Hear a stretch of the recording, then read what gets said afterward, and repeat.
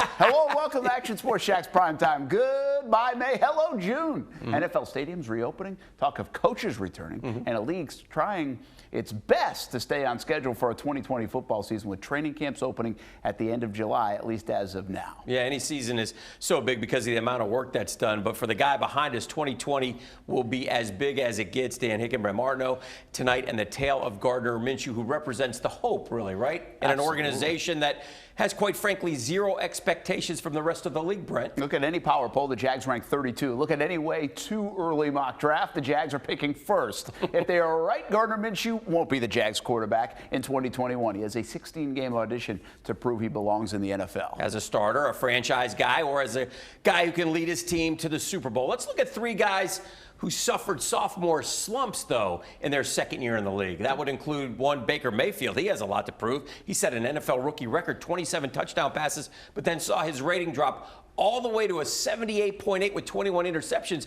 in his second year. Get that bad karma out of here. Robert Griffin III, the NFL Rookie of the Year, lost 20 points on his QB rating, 82.2 of throwing 20 touchdowns as a rookie. They figure you out sometimes. And Vince Young's 9 touchdowns and 17 picks only equal to 71.1 rating. As for Minshew, he says that chip remains on his shoulder, as it should with all his teammates.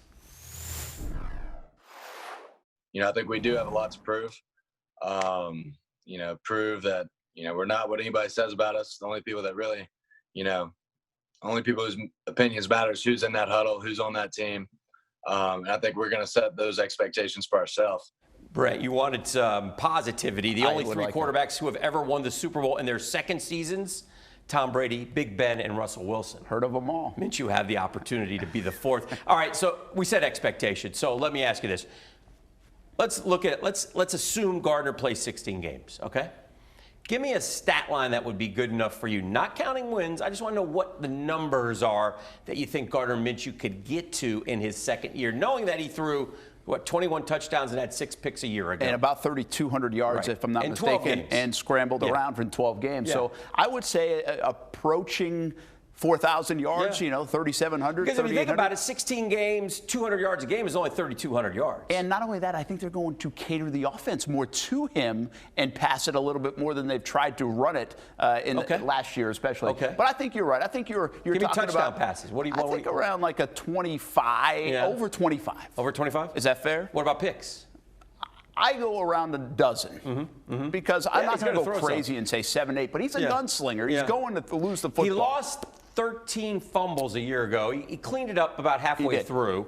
When he came back in, he cleaned it up. Yeah, but that's something else that he's going to also have to continue to, because he does make those off-schedule plays a lot. So it'll be interesting to see what he's able to accomplish statistically to make the coaches, the organization go, we got something here. And keep in mind here, because this team's not expected to do crazy things win-loss-wise, it is going to come down the eye test as well. Right. Because you have to see what it looks like. Yes. You can say those numbers, but if they only win 5 games, well, if you go back to Blake's second year, he didn't pass the eye test, but the numbers were eye-popping. Right? Because he had what we used to call the junk stats, right? Trash, they'd be down garbage. 20 points. The defenses would lay back. He'd go zip, zip, zip, zip, zip down the field, and all of a sudden, he's got 3 touchdown passes and 300 yards passing. He had 35 touchdowns that year, remember, but he did have 18 picks as well, and it just didn't feel right. And a lot of pick sixes. Yeah, too many of those mistakes. We all know one thing about Gardner Minshew.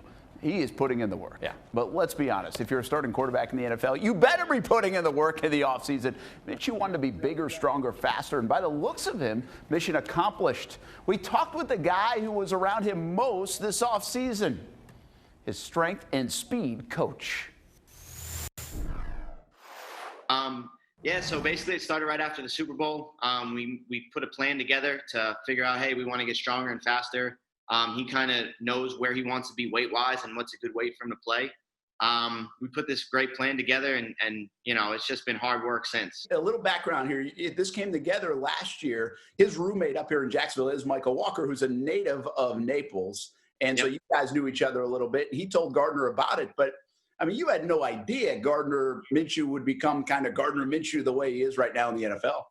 No idea. All I was told was a 6th-round draft pick quarterback was coming in to do some summer training.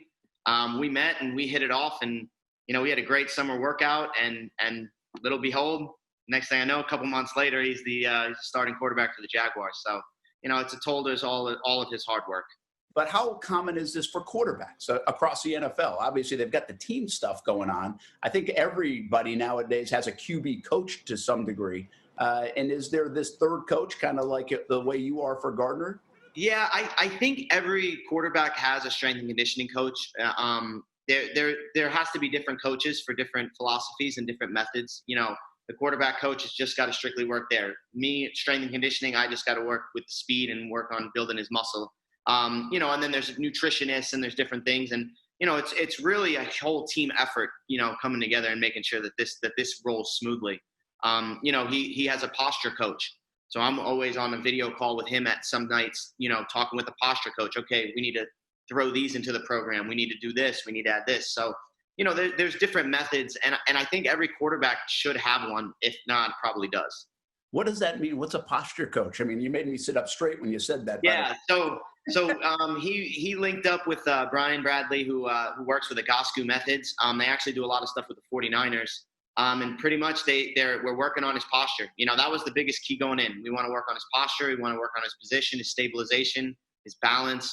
So all of those things, it's not just lifting weights. So it's, putting him in different positions. He has different warm-ups and different cool downs that he has to do. And there's a lot of methods that go into it.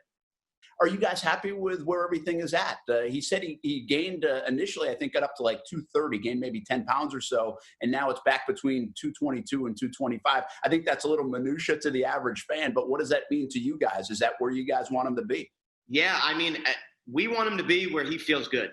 And his comfortable weight right now, he's saying, is at that 225 range. That's where he wants to be throwing. That's where he wants to be. So that's where we're going to get him. Can you see the improvement? I mean, do you see something from last year maybe to this year in his strength and his speed that sticks out? I actually see it from day one to where we are now. And that's been the biggest stride is how short of a time he's been able to do it. He's been so focused, dialed in. We came in, again, we wanted to fix the posture. We're definitely in the right direction. We wanted to lean out. We're definitely there. He wants to be on that ESPN cover magazine. So that's when we're ready for that, we'll be there. But, we definitely physically, from a physical standpoint, where he is speed-wise. And, even him being in Mississippi, I virtually am sending him workouts to do. He's filming it, giving it back. We're getting feedback. So the strength and conditioning hasn't stopped for him. The speed training hasn't stopped for him. And I think movement-wise, he's exactly where he wants to be right now. And he's feeling fast. He's feeling great. And, that's just all his hard work. How much do you take responsibility for what's about to happen in the fall? Do you own that a little bit? I know it's on the player. I get it. You can't throw the football. You're not in the huddle. But is there some kind of ownership to both guys or every guy that you train, but especially a guy like Gardner, who this is a huge year for him, obviously? Yeah, and my goal with this is always to make sure that they're in the best position to be successful. I don't personally, who I am, I don't take ownership in any of that stuff. They come in and do the work. We have a set plan, and it's always joint effort. I put them in the best position to be successful, and I just hope that when they go on the fall, they do what they need to do, and we're going to see come 2020. You mentioned a couple of guys. By the way, that's a big smile when you said we're going to see come 2020. I know there's a lot of I'm very excited. It's gonna definitely be an interesting year. Fun year. We're hoping so too. That's Anthony Tamburello, who is the speed and strength coach for Gardner Minshew, all fired up for the season. I got to go back to one thing real quick. Did he say he wants to be in that ESPN The Body magazine? Well, we and Gardner have that in common. Is that what we're shooting for? Yes. Okay. And also, love the Kiss shirt, though. I'm cool with that. It's a little throwback. That's classic Minshew. I like that. By the way, all of our Action Sports Jax coverage on YouTube, Action Sports Jax on the ESPN 690 page. Get TV and radio content at your fingertips 24 hours a day. So here's the question, right? I want to pose this to you, okay? Here's the question. This is good. I like this. We had to pose this week. The Rams are in the tough NFC West, all right? Yeah. So just imagine here, we'll go crazy for a second and say they fall apart in 2020, okay? Goff gets hurt. Something goes wrong. They get swept in their division. Jags have a top 5 pick. And they end up 2-14. The Jags, meanwhile, surprise and go 7-9. And Minshew has a pretty good year. 26 touchdowns, 13 picks, 3,800 yards, 90 rating. Kind of what we said. Yeah. So you now have the number 1 pick and the Jags pick. Who are you taking number 1? It's just a hypothetical, but it's fun. Trading it for a bundle? Huh? Trading it for a bundle? You are. You're not going to take. It's so Trevor hard. Lawrence. Listen, I think about this question, right?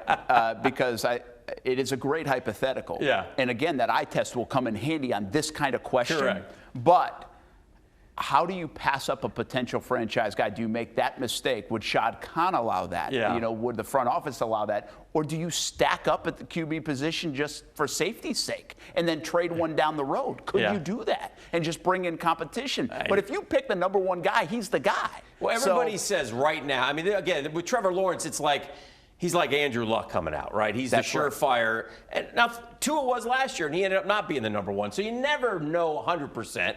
But it would seem like it'd be awful tough to pass up on him regardless of the situation. I just wanted to see what you would say in that hypothetical. So you would take Trevor?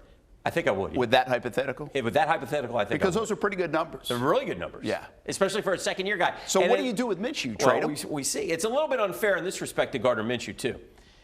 We sit here and say this is a 16-game audition, and really the only reason why it's a 16-game audition is because he's a sixth-round pick. That's it. If he was a second-round pick, like, you know, we liken him to different guys. Well, if we liken him to Drew Brees, who was a second-round pick, Drew Brees, you know, was a great player, but it's just because he's a sixth-round pick, we something in the back of our mind say, well, he can't be that good. Yeah. It's not fair to him, really, quite honestly. It really isn't. They wouldn't be asking that question to Kyler Murray or Daniel Jones, Kyler Murray who had the same stats, and he's the Cardinals quarterback for the next 10 years. It's a fascinating question. Action Sports Jax Primetime, Saturday at 10:30 on Fox 30.